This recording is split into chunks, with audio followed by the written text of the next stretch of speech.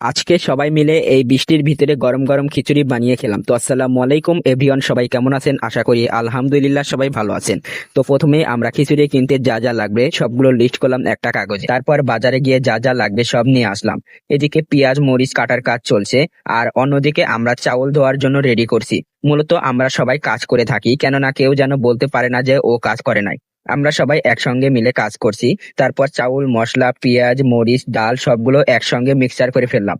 তারপর রাইস কুকারে তুলে দিলাম রান্না করার জন্য। তো আমি রাইস কুকারে তুলে দিয়ে একটু বাজারে গিয়েছি, এসে দেখি যা হওয়ার কথা ছিল তাই হয়েছে, রাইস কুকারে হয় নাই। সেজন্য পাতিলে আবার রান্না করা হয়েছে। তো রান্না করার পর খিচুড়ির ফাইনাল লুক দেখতে যেমন লাগছে আর খেতে তো কেমন লাগে আপনারা বুঝতেই পারছেন।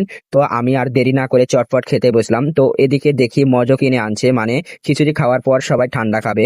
তো আর দেরি না করে আমি খেতে বসলাম। তো খিচুড়িটা খেতে অনেক স্বাদ লাগলো, আর বিশেষ করে রান্নাটা অনেক ভালো হয়েছে, আর খেতেও খুব ভালো লাগলো। তো আজকের ব্লগটা এ পর্যন্তই, দেখা হবে অন্য কোনো ভিডিওতে। তো সবাইকে ধন্যবাদ, আর দেখতে থাকুন মেহেদী ডেইলি ব্লগ।